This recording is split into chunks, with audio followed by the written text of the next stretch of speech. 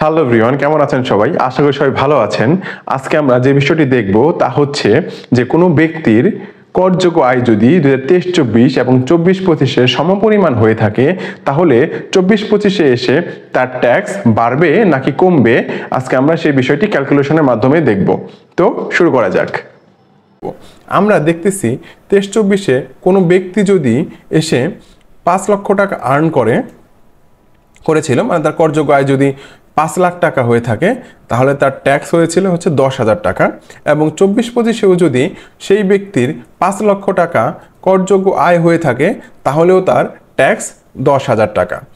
সেই ব্যক্তি যদি এই করবর্ষে 23-24 করবর্ষে যদি আর্ন হয়ে থাকে, মানে মোট করযোগ্য আয় হয়ে থাকে 7 লাখ টাকা, এবং 24-25-এও যদি তার করযোগ্য আয় হয়ে থাকে 7 লাখ টাকা, তাহলে তার ট্যাক্সের পরিমাণ 30,000, মানে সেম।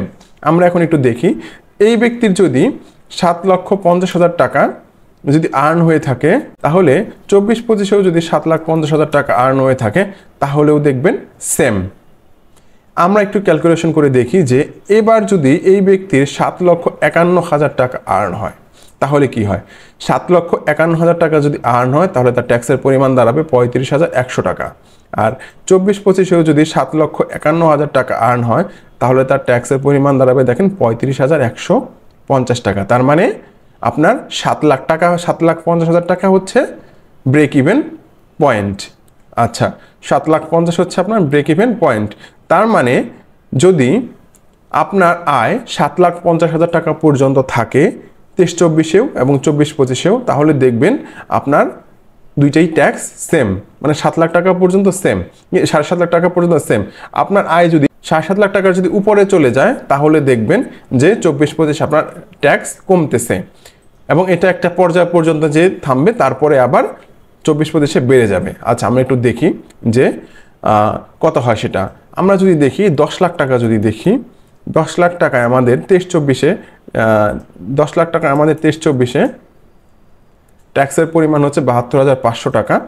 24-25-এ 10 লাখ টাকা আর্ন করলে ট্যাক্সের পরিমাণ হবে 67,500 টাকা। মানে 23-24-এ যেই ব্যক্তি 10 লাখ টাকা আর্ন করে 72,500 টাকা ট্যাক্স দিয়েছিল, সেই ব্যক্তি যদি আবার 10 লাখ টাকা আর্ন করে থাকে, হ্যাঁ, একই ব্যক্তি বা সেম আর্ন করে থাকে কোনো ব্যক্তি, তাহলে তাকে ট্যাক্স দিতে হবে 67,500 টাকা।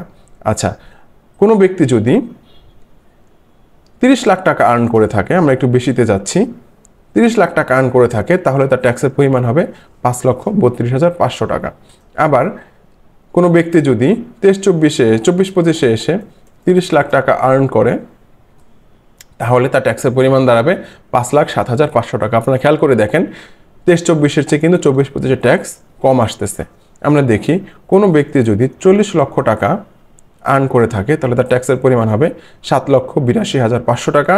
এবং এই কোনো ব্যক্তি যদি 24-25-এ এসে যদি 40 লক্ষ টাকা আর্ন করে থাকে, তাহলে তার ট্যাক্সের পরিমাণ দাঁড়াবে 7,65,000 টাকা। তার মানে কিন্তু 24-25-এ কিন্তু ট্যাক্স এখনও কম। আচ্ছা, মজার বিষয়টা হচ্ছে, আপনি যখন 43,50,000 টাকা আর্ন করবেন, তখন আপনার ট্যাক্সের পরিমাণ 8,70,000। আপনার এই বছরে যদি 43,50,000 টাকা আর্ন করেন, তাহলেও দেখেন আপনার ট্যাক্সের পরিমাণ 8,70,000 টাকা।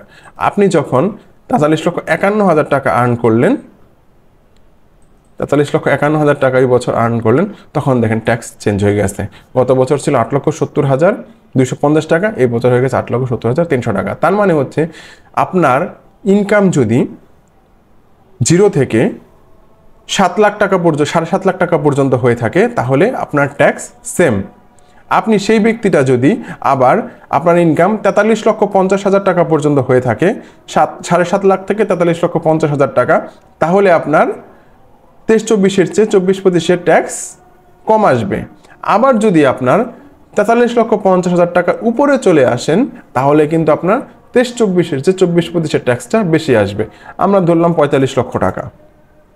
দেখেন, 45 লক্ষ টাকা আপনার ট্যাক্স আসছিল 9,07,500 টাকা 23-24-এ, এবং 24-25-এ দেখবেন ট্যাক্স আসছে 45 লক্ষ টাকায় হচ্ছে 9,15,000 টাকা। তার মানে কিন্তু এখন বেড়ে যাচ্ছে। তার মানে আমরা কি দেখতে পেলাম? আমরা দেখতে পেলাম আপনার আয় যদি শূন্য থেকে, করযোগ্য আয় যদি 3.5 লাখ টাকা থেকে 7.5 লাখ টাকা পর্যন্ত থাকে তাহলে আপনার ট্যাক্স 24, 25, 23, 24 সেম, কোনো পরিবর্তন নাই। আপনার আয় যদি 7.5 লাখ টাকা ওভার হয় তাহলে আপনার 23, 24-এর চেয়ে 24, 25-এর ট্যাক্স কম আসবে। আপনার আয় যদি আবার 43,50,000 টাকা ক্রস করে তাহলে আপনার 23, 24-এর চেয়ে 24, 25 এ ট্যাক্সটা আপনার বেশি আসবে। তো এই ছিল আমাদের আজকের এই আলোচনা। তো পরবর্তীতে আমরা আরও কোনো বিস্তারিত আলোচনা নিয়ে আসবো। সে পর্যন্ত সবাই ভালো থাকবেন। Take care.